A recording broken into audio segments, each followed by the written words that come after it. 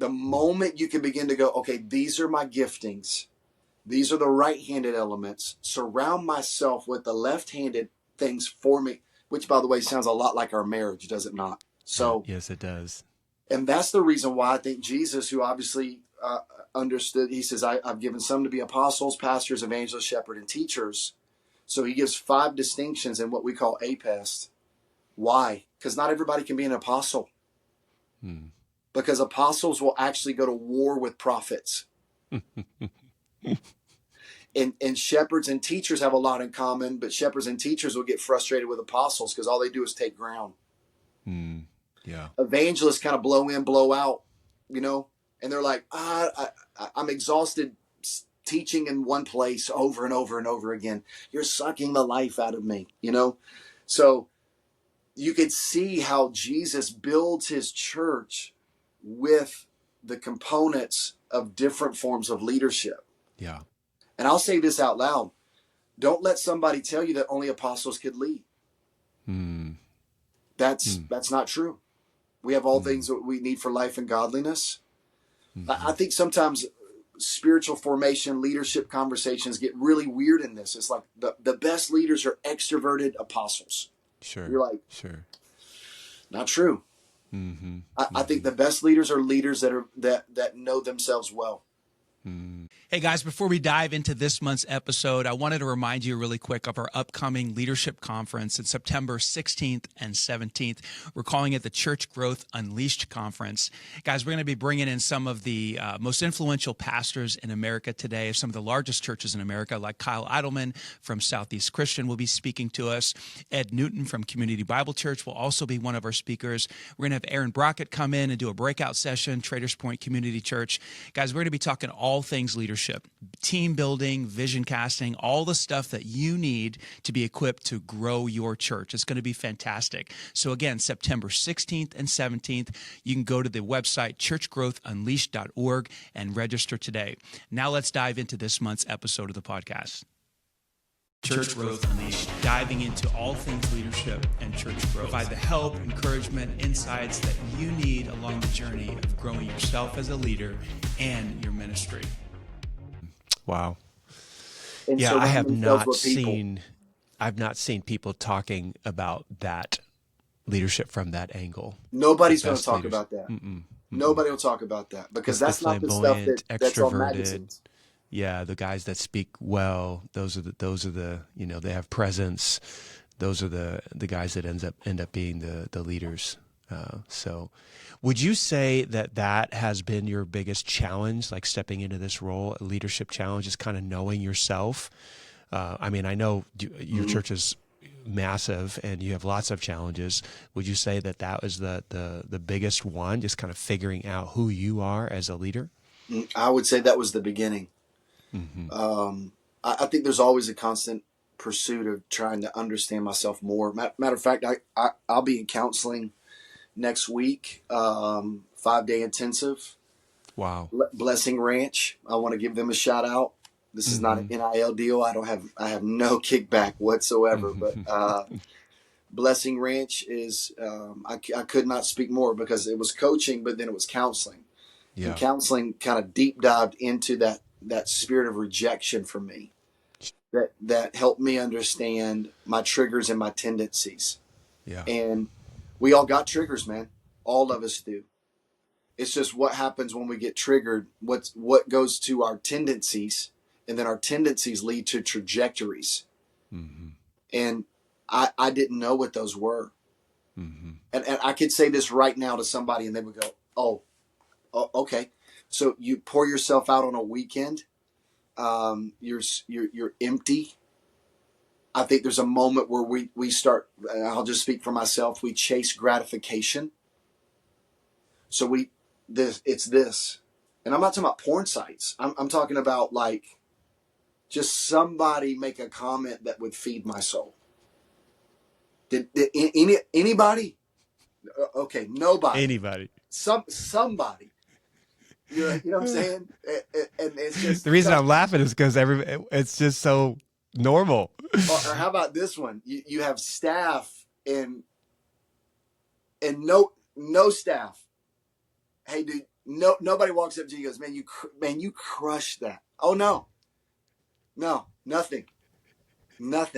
You get nothing. And man, what I'm telling you is that stuff, because nobody talks about that. Yeah. That stuff will eat you up. Yeah. So when you don't get that, then where do you go?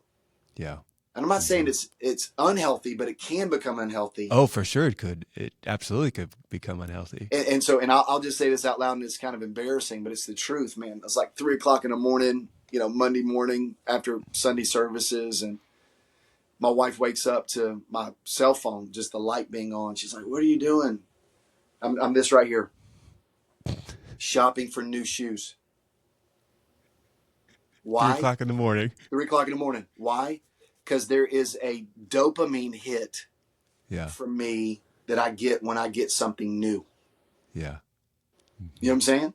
Yeah. Oh, yeah, absolutely. So we all chase that stuff. And I think that's and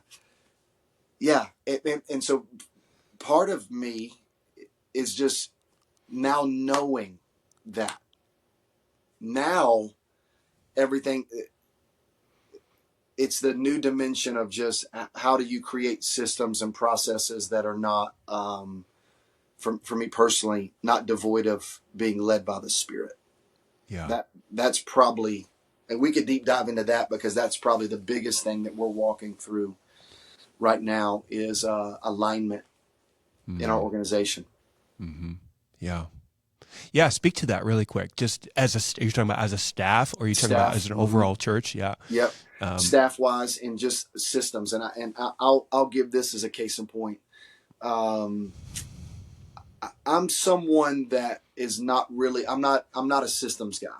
Like, and I don't mean this in a more spiritual way. I'm just more of a spirit guy. Like, I'm move, flow, loosey goosey, go with the flow. Just that. So I'm not that guy in regards to systems, but I've had to make a decision, and it's not at the exclusion of each other. Is, do I value what happens in the moment? I've always lived by the moment, and my whole world has been kind of driven by moments, catching lightning in a bottle, if I could use that terminology. But what do you value more, moments or movement? And what I mean by that is that you have an encounter with God and it's amazing, but what leads to next steps? Yeah. And evangelism is based upon moments. Yes, it is. Yeah. Church leadership and shepherding people is about creating movement. He leads me beside still waters. He leads me to green pastures. He restoreth my soul. So it's about what's the next step. And we have to become, and we are in the process of becoming, a church of steps. And that's not foreign language to many of us. I mean, we know that, and you have to find the right one for you. And we've tried steps, a lot. not programs, right? Yeah, all that stuff. But it's a little bit of, and this is borrowed language from a guy named Will Mancini. Most people are committed. If I were to draw on a whiteboard a 2-story house, most people are what we call lower room identity. Lower room identity is the personality on that stage, which you are incredible as a communicator. So they're like, love Danny. I go to Emmanuel because of Danny. Or it's the worship style, or whatever it is. It's the personalities on the stage, programs that are offered, people that they do life with. Oh, my buddies go to that church, quote unquote. Or it's the place because it's proximity. It's close to my house. All right. Those are the 4 reasons. And what we call it, that's lower room identity. Nothing wrong, but that's how people make decisions about whether or not to go to church. Those are the 4 reasons. But you start taking away, let me go back to your transition. That personality that you love all of a sudden is gone. Or a program that you were committed to and involved in and loved is no longer offered. Or all of a sudden, like, you got some friends that are like, they leave or they get transferred or whatever. And maybe they start multi-siting. So then all of a sudden people go, I'm not going to, I don't know if I want to be a part of the church anymore. And you and I both know, and every leader listening to this knows exactly what I'm talking about. People leave our churches The day is over. I just got, by the way, time out here. I just got the first message from someone telling me they were leaving our church. Wow. And 4,000 people have left. I'm talking about been here 9 years. First text message from a friend. He goes, Ed, just want to tell you, I'm going to another church. I love you. This better fits what we got going on. I love this man's preaching. He goes, I know. I said, hey, can I just tell you, I've always loved you. I respect you. I respect you more now than I did before you sent this text message. He was like, why? I go, because no church member ever contacts their pastor and gives them the benefit of the doubt of relational equity when you walked with somebody through a funeral, a loss of their child, you created a benevolent situation for whatever, and then that person leaves and says nothing. People don't even take into consideration what that does. They don't. We're not cyborgs, man. And I just said, thank you. Thank you for telling me this. So all that to say, when you take away those things, but this is what I love about the analogy, but the question we got to ask, every leader right now needs to hear this question. How big was the church of Jesus? 5,000 or 120? It's 120. There were 5,000 people on a seaside of Galilee, not the church. Consumers. Consumers. 120 met in a room, waited on his presence. So upper room, lower room identity. I'm not saying people in lower room are not chasing the presence of God. What I'm saying to you, there is a consumer mindset that leaders have to, unfortunately, be held hostage by sometimes. Well, we can't cancel that program because they'll leave. Yep. And that's what happens to a lot of churches, man. That just go. And I think this was one of the questions you were asked. You go, so what are we more defined by? Our yes, our no, what we stop, what we start. And so what we've had to do is to take a look at all of our programming and ask the question, does it cause steps literally for people to get to the upper room? And the upper room is mission, vision, values. Yeah. Then if that's the upper room, then what are you teaching them in the upper room? And we call this, and everybody's got it different. Church of the Highlands calls it Grow Track. We had Welcome Home. Welcome Home was a once a month onboarding effort to get people from lower room to upper room. We did it in one night. We ran the analytics on it. We averaged almost 2,000 people for 10 months of coming to this. So we gathered well, but we didn't next step well. We ran and by the way, data doesn't drive decisions. It just informs them. So that's gold. But if you don't have data, you can't manage what you can't measure. Because if you're not careful, churches like Emmanuel and churches like Community Bible Church, you offer any event, full rooms. It's a full room. Okay. But here's the deal. We make a lot of leadership decisions based upon full rooms. Well, man, it's a full room. It worked. It worked. But what if I were to tell you, you gathered well, but you didn't group well out of that? So here's the scorecard for our pastors. Hey, man, you got X number of people coming to your gathering. Fantastic. It is not the complete scorecard. It's one dimension of the scorecard. How did you next step them? So I'm not just looking at your gathering number. And by the way, I pay attention to all that stuff. Like what's middle school running? What's high school running? What's children's running? What's preteen running? What's college running? What's young adult running? These are gatherings. You gathered well? Awesome. Now show me the analytics and the data of what you're doing in groups. Okay, you have 1,000 and you have 1,000 college students coming. How many groups have been created out of that? And then that determines for us what we would constitute as health. How many leaders have sat in seats like you and me? Some dude roll off our team, just didn't know the win here. You're like, didn't know the win. We're like, So I'm like, hey, and I say it kindly. Of course, I could sound like I'm like big shotting right now, and that's not my heart. It's like, hey, let me tell you what the win is here. The win here is gather, group, go. So gather well. We value gatherings. Jesus valued gatherings, Sure and he we did. want them to be excellent. Yeah. But we want to group because everybody needs a 2 a.m. friend. The go I like component that. is how do people get activated, not just to share the gospel, that's a part of the go, but how do they get awakened to their spiritual giftings Yeah. and their place of service? So we Absolutely. did Welcome Home, realize it, 1,700 people. People are like, success, ran the traps on this. 42 people got on a team.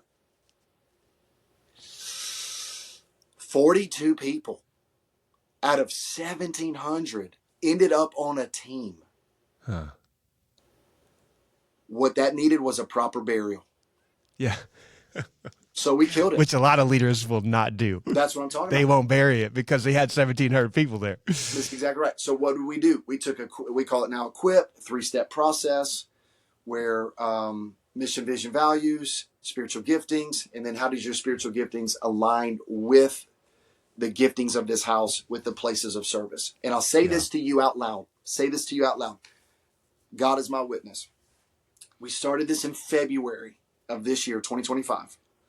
As of April, we've onboarded 2,100 people, first time serve. Come on. Wow. That's massive. Massive. Equip 1, 2, and 3. After service, 45 minutes.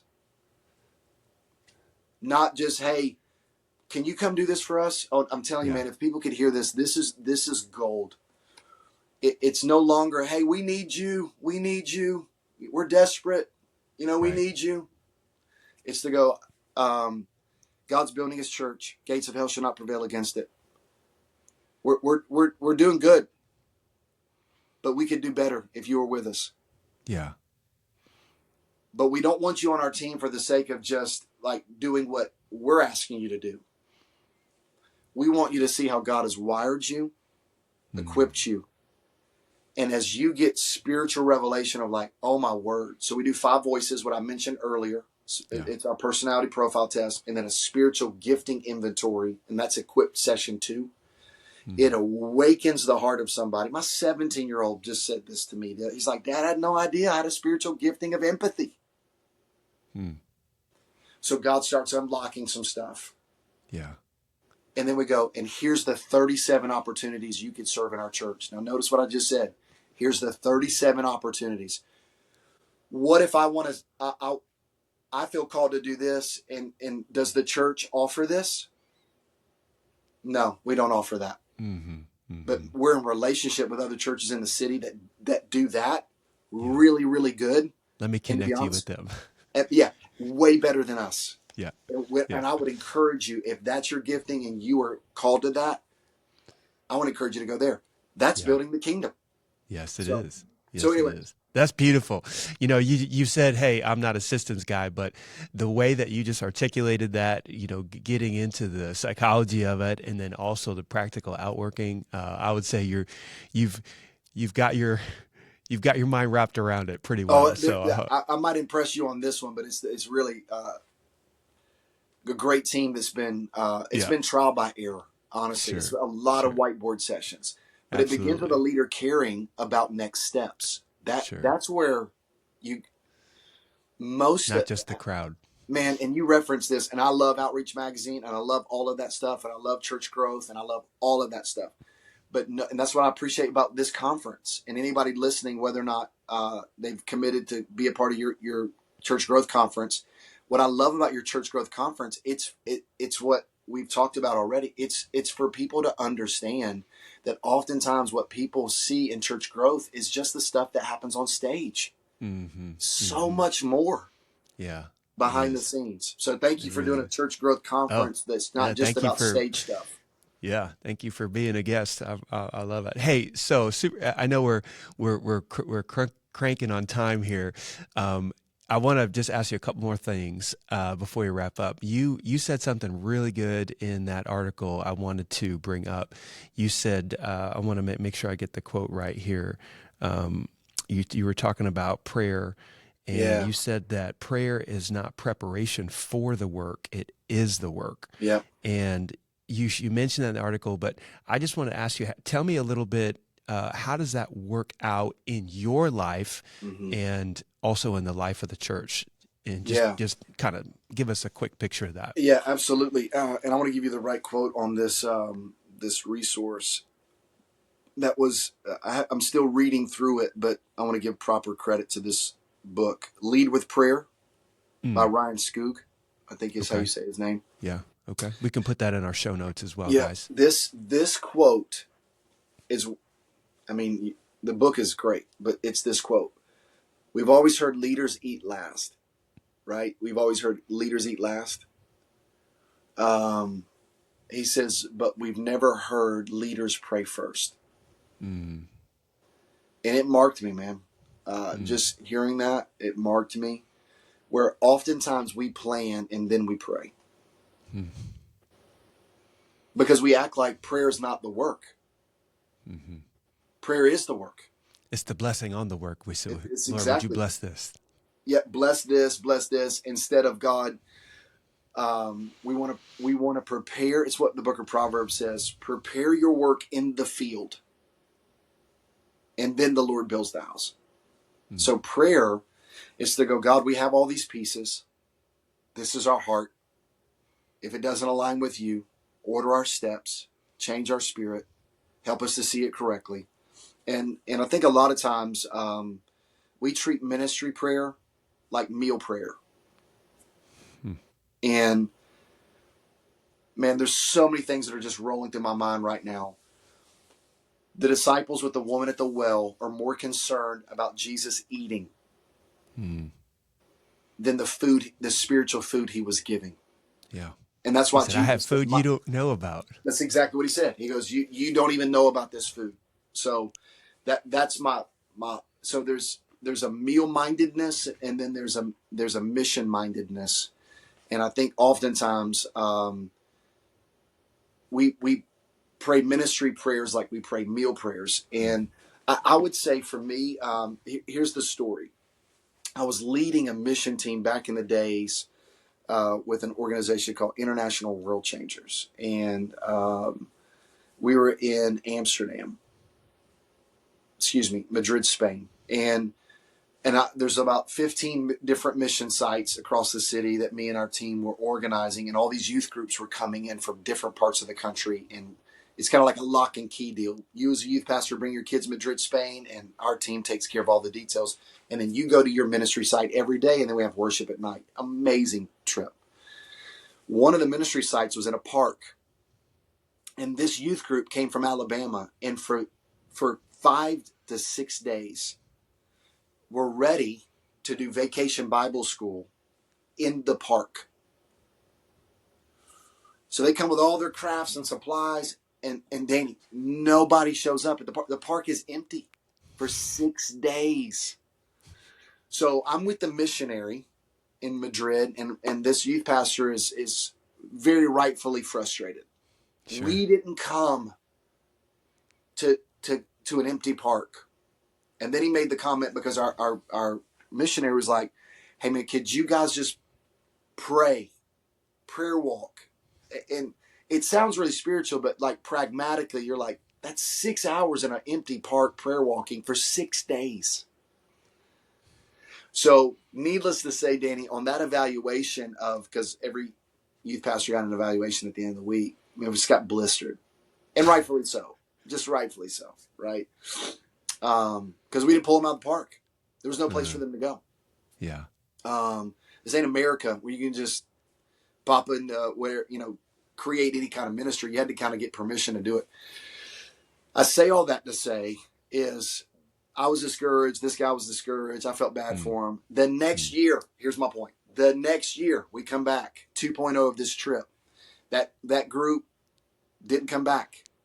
That park the next summer was a hotbed of evangelism that so many people got saved in. I'm talking overflowing with ministry work. And the youth pastor that was in that park was just like, man, God's using us, and, God, proud of our team, and, beating the drum, man, we just, whatever. And I said, whoa, whoa, whoa, whoa, whoa, whoa, whoa, whoa. I said, man, God's greatly used you guys this week, but I just need you to understand something. There was a youth group that was here last summer that prayed in that park for 6 hours for 6 days. And you are The reaping beneficiary. Yeah. from them in the seasons of the harvest. They plowed the ground, tilled the soil. You came in with seed that was not your own. You came with water that was not your own. You came with increase that was not your own, and you yielded a harvest that was not your own. So to me, I've always operated in this seasons of the harvest. Yeah. That prayer, because once more, that prayer was the work. Yeah. That someone else gained the benefit of. Yeah. So that's dude, where, I'm just sitting here. I'm super convicted because I operate most of the time with out of my, and I think a lot of leaders do this, out of my skill set, my creativity, my thoughts. I operate, and then on the back end, I'm like, oh, okay, Lord, would you just take what we just put together? Would you bless it? Would you help it to work? And I'm so guilty of that. So I'm sitting here just thinking, man, I've got to flip flop that. I've got to pray first, and I do that. I just don't do it enough. And I'm sure there's a bunch of leaders out there that probably feel the same way. So I really appreciate that insight. And man, I just feel super challenged right here.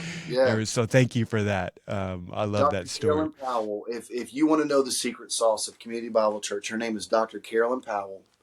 She leads our prayer team.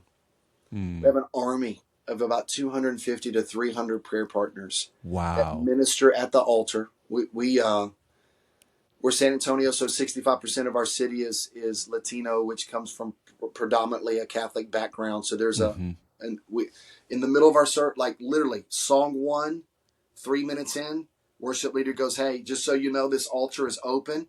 If you want to come and pray, people just clinging on to the stage of like, no kidding, for 3 songs. And our prayer team ministers. We anoint with oil. Really?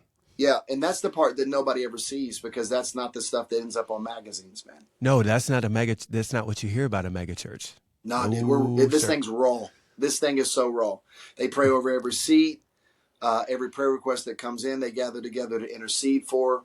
We have, the prayer ministry itself is a strategy that most people. That's my whole point. My whole point of all of this is to say that we strategize great things, but where's this strategy for prayer? Yeah, it's not even a part of the church growth strategy. Yeah. We don't even have a prayer ministry. Dude, we could have talked about that for the entire hour. Yeah. Just coming up with a prayer strategy. Yep. So yes. So 250, 300 people on your prayer team. They're at the service, and they're praying for people during the worship. They're praying before over all the seats. Yep. Man, I hope you guys are taking this in because I feel super challenged.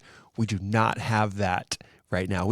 What we have is a pretty typical prayer list that people call in when there's a list, and we have some people praying over that list, but it is not an army of people praying during the service or in the middle of the service or anything like that. They circle up before the service. Yeah. They're warring. Warring in this place. Well, it's not surprising to hear that, to see what God is doing. And if you guys have not seen that viral video that went out, that when I saw it, I was like, my mind was blown how you handled the guy yelling profanity from the crowd. And that was only God, the way you were able to navigate that with him. and turn that to something where the Holy Spirit would work and bless him and bless the church. I'm still shocked by Let me that. tell you this, Danny, and I know I'm looking at the counter. We're supposed to talk for 35 minutes. I got nowhere to go, but I know you do. The prayer that my wife and I were praying prior, and I know this sounds like we're just like super spiritual prayer giants. That's not. There's a lot of things I got to do better in. Yeah. But we had an encounter with the Holy Spirit several years ago, and we began to pray, God, there's more. I don't even know what this looks like, but there's just got to be more. And I did, and I literally said this to my wife. I said, I don't want the church to think we're a non-denominational church, but we don't lean to a particular camp, you know? Sure. And I came out of a Southern Baptist background, and prior to that, went to an independent Baptist college. And so there's just a lot of probably defragmenting in me that was happening. Not a deconstruction, more of just like a defragment of like what the Spirit can do and what the Spirit can do. And not a question if the Spirit's real. The Spirit's real. Yeah. It's just how does he operate? It was like, oh, this is all for the apostles and all for the disciples. And then there was a moment where you go through trial and tribulation, you go through adversity. And I'll just say this out loud to somebody. When your world's falling apart, I want charismatic friends. I want word of faith people in my life. You know what I'm saying? I don't want sovereignty of God people talking to me. You want somebody that could actually connect with God. You know, God's work. No, I know he's working and I know he's sovereign. I just need somebody to tell me there's a God of miracles, you know, that he can turn around. I need God to move. I need him to move. Yeah. Yes, something needs to change. Move. Something's got to change. So we started praying. My wife and I started praying, God, would you disrupt our church? Disrupt it. Because there's more. And I don't want our church to think I'm trying to make this a charismatic Pentecostal church. Sure. And crazy, that happened. That I saw it. And a week after that happened, and this didn't go viral, and that's okay, because that video that went viral, we didn't even post. Somebody posted that randomly. I didn't even know it went viral for about 6 weeks. I had no idea. 2 weeks later, I felt in my spirit a suicidal presence in the room. And wow. And I just said, hey, if you're contemplating suicide right now, I said, I just want you to get up and walk on the stage with me. 50 adults, man, walked up on stage. 50 adults? 50. Wow. And that prayer team? Yeah. Dude. So God started shifting. Yeah. And so we're a church of systems. Yeah. But cannot be at the expense of the Spirit. So that's what I mean by move and movement. You know, dude, that frightens me. I mean,